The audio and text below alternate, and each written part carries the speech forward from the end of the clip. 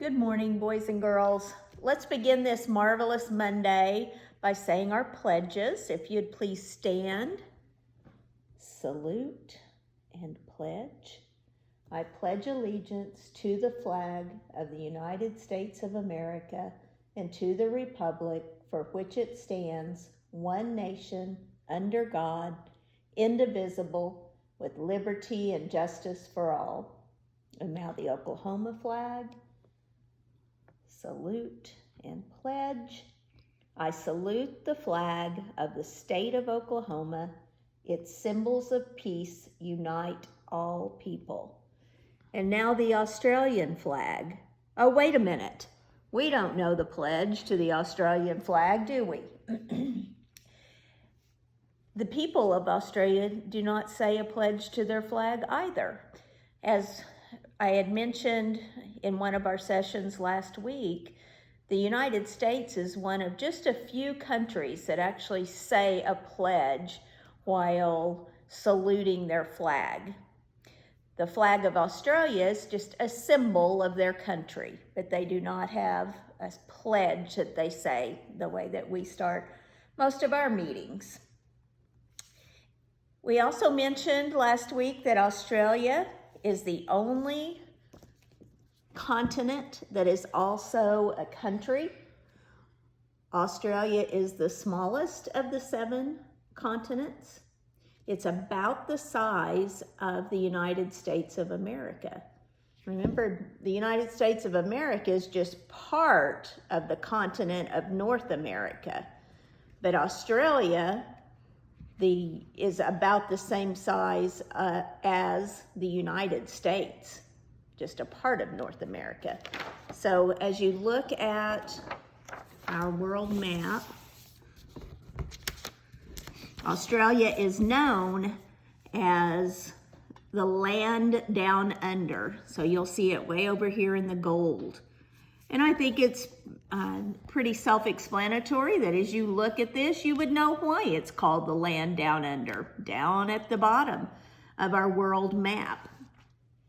Notice all of the blue around Australia. That's what a continent is. It's a land mass surrounded by water. And you can see that with each of our continents. But Australia is really way down there by itself. One of the most popular landmarks in Australia is the Sydney Opera House. And a few fun facts about the Sydney Opera House. Construction was expected to take about 4 years for this beautiful performing arts center. It's built right out into the ocean, just over the ocean. So building this was quite a feat. It kind of made me think of the building of the pyramids when we talked about how much manpower it took and how many years it took to build the pyramids. This Sydney Opera House took about 14 years, thinking it was only going to take 4 years, and it took over 10,000 workers to build it. Also, it was thought that it would cost about $7 million. It ended up costing $102 million. So they were quite a ways off with that estimate of $7 million. And something that Mrs. Call would be interested in knowing, the Sydney Opera House houses the largest mechanical organ in the world. It has over 10,000 pipes. Can you imagine listening to that? So that's the Sydney Opera House in Sydney, Australia. And Australia is also known for the Great Barrier Reef in Queensland, Australia. It's the world's largest coral reef system, and it's in the Coral Sea. It can be seen from outer space. It is so vast that it can be seen from outer space. It is the biggest structure in the world made up by living organisms, and that is the Great Barrier Reef. And here's even a better picture of it. It's about 1,400 miles in length. A few other interesting facts about Australia are the outback is the hot, dry, rural country of Australia. And that's where you'll find a lot of the kangaroos and the animals that we think of when we think of Australia.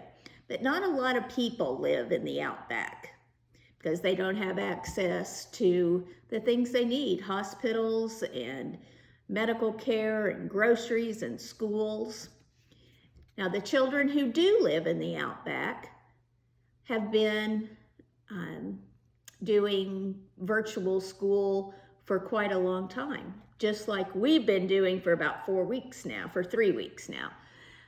And before the internet and access to computers, the students out in the outback would listen to a broadcast over the radio to get their school lessons. And that's how they did school, was just by listening to a broadcast. But now the kids who do live there use the internet for online schooling.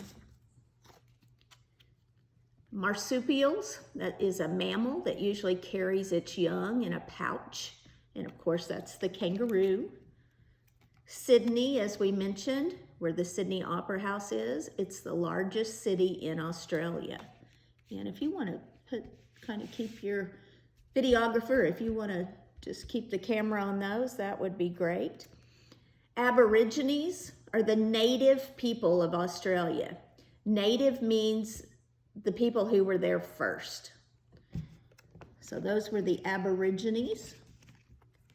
The kookaburra is an Australian bird that has a call representing loud laughter. So it sounds like someone's just cracking up laughing when you hear the kookaburra. The Great Dividing Range is a mountain range that divides Australia's eastern coast from the rest of the continent. And the boomerang, I bet you're all familiar with a boomerang. It's a flat, curved piece of wood invented by Australian Aborigines that comes back to you when you throw it. If you throw it, it comes right back to you. So those are some Australian terms to keep in mind. If you have some extra time, there are many videos and games on the internet to help you learn more about Australia. So if your parents are willing to Google some of those little videos, little educational videos, I think you would enjoy watching them. This, as I mentioned, this is the first day of week number 4 of our virtual schooling. April also happens to be the 4th month of the year, so let's have some fun with the number 4. Go ahead and take out your whiteboard or some paper and pencil and copy the problems that I have on the whiteboard. I'm going to give you a couple minutes to do that.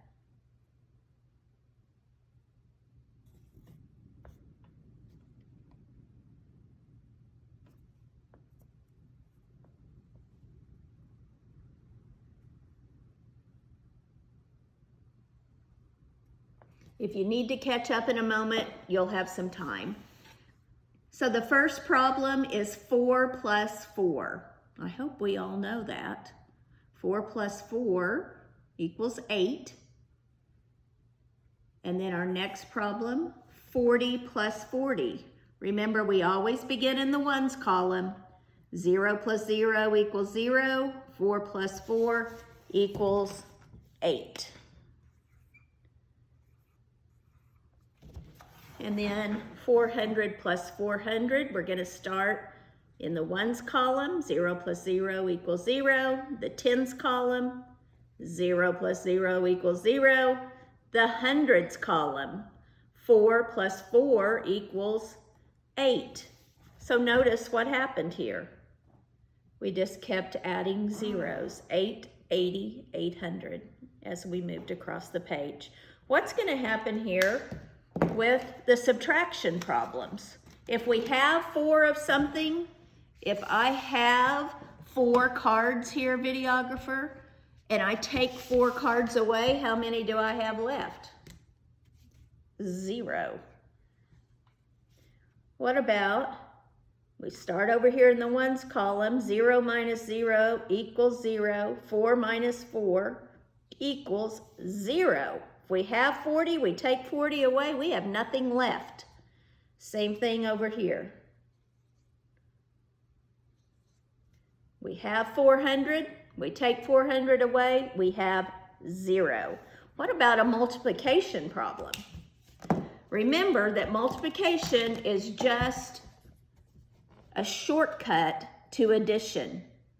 So 4 plus 4 plus 4 plus 4 is the same thing as 4 times 4. 4 plus 4 equals 8, plus 4 more equals 12, plus 4 more equals 16. 4 times 4 equals 16. So a little bit of fun with the number 4. Now when we spell the number 4, let me grab a different whiteboard. Something interesting about spelling the word 4. There's 3 different ways to spell the word 4, and we pronounce all of them the same. This first one means the digit 4, the number, F-O-U-R. The second one, F-O-R, think about, I am going to get that for you. It's like intending something. And then F-O-R with an E on the end is a term you might hear if you're out on the golf course and someone yells 4. That means to look up that a ball might be coming toward you. So when we have words that sound the same but are spelled differently, those are called, and I know that you've talked about this with all of the P2 teachers, especially with Mrs. Hovhanessian, homophones. Words that sound the same but are spelled differently. These are homophones. And here's some other examples of homophones. B, B-E, and B, B-E-E. One is like the bee that buzzes around, and the other, to be nice. Another example, toe, like the toe on your foot, or tow, T-O-W, like a tow truck has to pull the car out of the ditch. Tea, T-E-A, that you drink, or tee, T-E-E, like in a golf game also, the tee that you put the ball on. And then your right hand, R-I-G-H-T, or writing with a pencil, W-R-I-T-E. So that's a quick little lesson on homophones. And go ahead and take out your Writing Words booklet. Turn to the letter F. And I'm only going to ask you to write these homophones just for the 3 different spellings of 4. We're not going to worry about these things at the bottom of the board. So turn to the letter F and write all 3 spellings, F-O-U-R, F-O-R, F-O-R-E.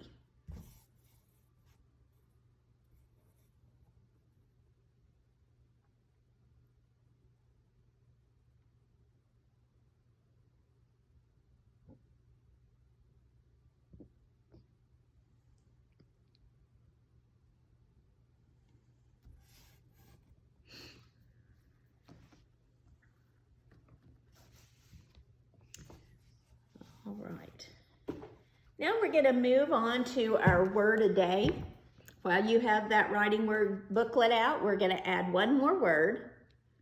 And it's our first word for week 3 of doing our word a day. And the word is nature. Nature. write it for you.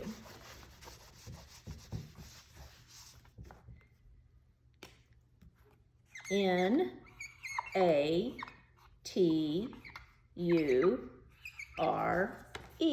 nature. Last week, your creative writing assignment was to make a nature booklet, if you had the time to do that, to make a nature booklet. So go ahead and write in the word nature.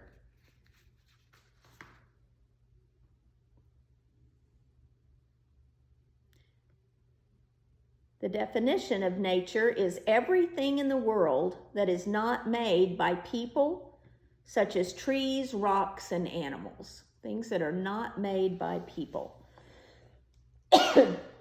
Our drive through the forest gave us a chance to enjoy the beauty of nature. Which are things that you can do in nature? Can you camp? If you camp in a forest, can you do that in nature? Yeah. Can you grow a flower garden in nature? Yes. Can you ride in an elevator? No, that's going to happen in something that was made by man, in a building. What about going fishing in a pond? Yeah, that's something you do in nature. What about watch a spider spin a web? Definitely something that would be found in nature. So nature is our word, first word of this week. In this case, nature is a noun. Remember, a noun is a person, place, or thing. And nature is a thing, so it is a noun.